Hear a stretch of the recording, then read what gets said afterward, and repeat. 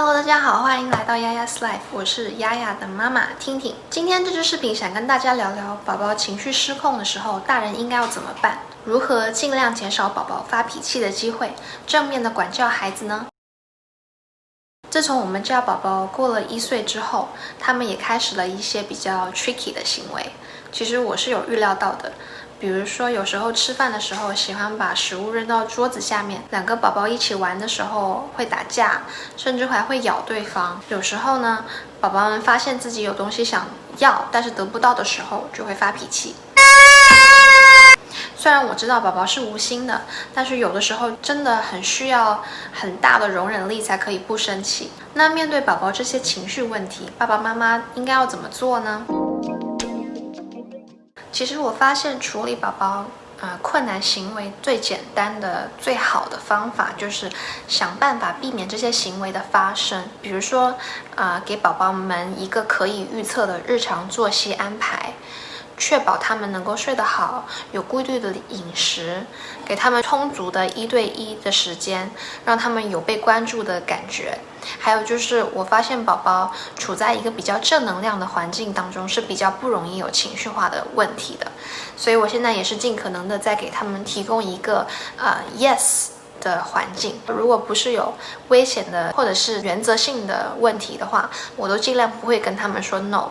其实我的宝宝到现在从来都没有说过一个 no， 一个不字，因为我平时都尽量不说不，而是用另外的词来代替。比如说，我们家阿姨很爱说不要急不要急，我就教她说我们可以说冷静来代替。简单的来说，就是尽量用正面的词来代替负面的词，这样宝宝就不会学着大人说不了。而且我经常说谢谢，宝宝收拾东西之后，我会跟他们说谢谢。姐姐把东西让给妹妹玩的时候，我也会跟她说谢谢。对，我就是经常跟宝宝说谢谢。然后我还发现，当宝宝能够融入日常生活当中的时候，他们会更有满足感、成就感，这样他们会比较不容易发脾气。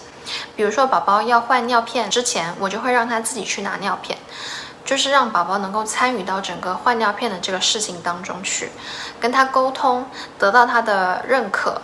这个时候他是非常配合你的，而且还会很开心的配合你。因为之前我们家阿姨每次都会直接把宝宝抓过来换尿片，那宝宝每次就是很不开心，会哭。然后我后面就是改成让宝宝自己拿尿片，自己躺在床上，就是让宝宝参与到整个事情当中去。当然这样做的效果是非常好的。那类似这样的事情，还有比如说让宝宝帮忙把洗好的餐具放回到柜子里，那宝宝经常会被洗碗机里的声音吸引，他们很喜欢去弄那洗碗机，但是我们家阿姨就会很担心宝宝的安全什么的，就不给他弄。那宝宝就会因为这样一些小事发脾气。那后面我就说，你就让他帮你递碗筷就好了嘛，这样就又避免了一场哭闹。那还有就是要给宝宝一些选择权，这个年纪的宝宝给2个选择就可以，给宝宝一些自主选择权利，对宝宝跟我们家长都有好处。比如说阅读的时候，你可以问宝宝你想读这本还是读那一本，你可以问他你想要先读书还是先穿睡衣再睡觉。吃饭的时候你可以问你想先吃蔬菜还是先吃鱼。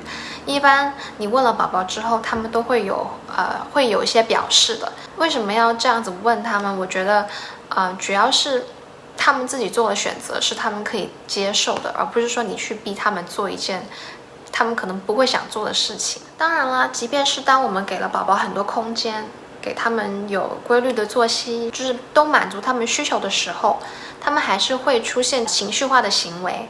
因为1岁左右的宝宝，他们能控制自己的情绪的能力还是很低的。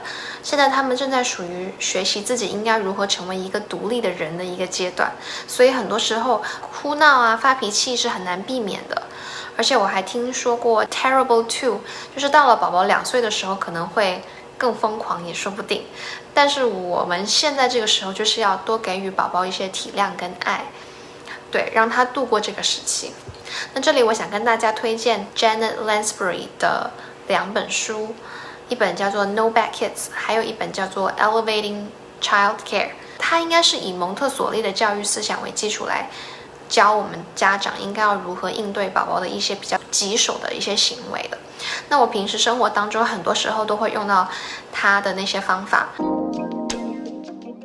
那第一点就是要保持冷静，其实做到这点是最重要也是最困难的一点。我们要时刻提醒自己，当宝宝发脾气的时候，我们不要 take it personally。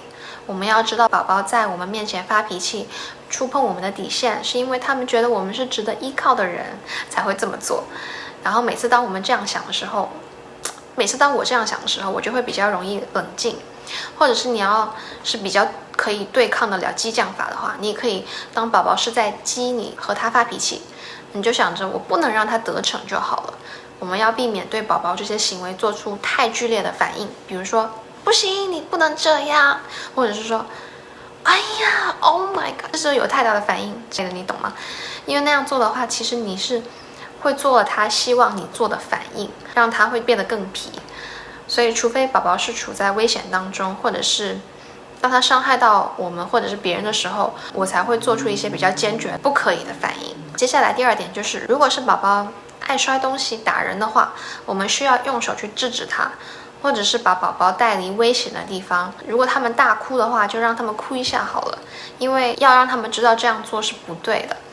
第三点是承认他们的情绪，我们必须要接受并尊重宝宝的情绪。我们不需要就是宝宝一哭就急着用玩具来分散他们的注意力。当他们哭的时候，我们也不要过多的专注在他们错误的行为上面。我们可以说，我知道你想做什么什么什么，但是我不能因为你怎么样就让你这样做。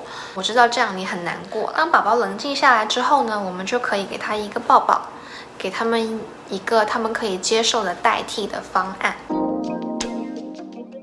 就是比如说，当宝宝丢东西的时候，我会抓住他的手说，我不能让你丢食物在地上，你要是不喜欢吃，你可以把它放在这个桌子上。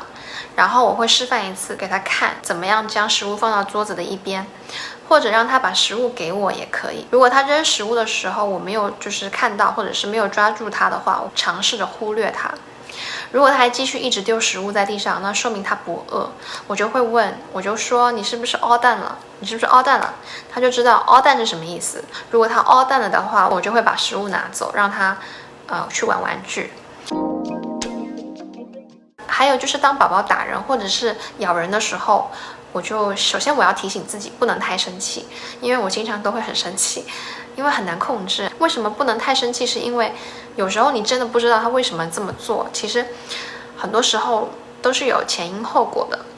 如果我没有了解到事情经过的话，我一般就是会握住他的手说，你不可以这样咬人，因为这样真的很痛。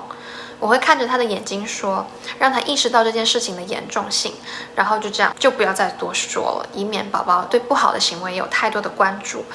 那如果他还是继续咬的话，我就会紧紧的这样抱住他1分钟，让他不能动。当然这样做他肯定会不开心，但是就是让他明白不能做这件事情。然后我会跟他讲说，你去跟姐姐道歉吧，亲亲姐姐吧。一般这个时候他就会亲亲姐姐。你们有什么好的办法来解决宝宝爱发脾气的问题吗？如果你们觉得这支视频对你们有帮助的话，记得帮我按个赞，然后还有订阅、分享哦。订阅了的朋友们，谢谢你们。今天就到这里了，我们下次再见吧，拜拜。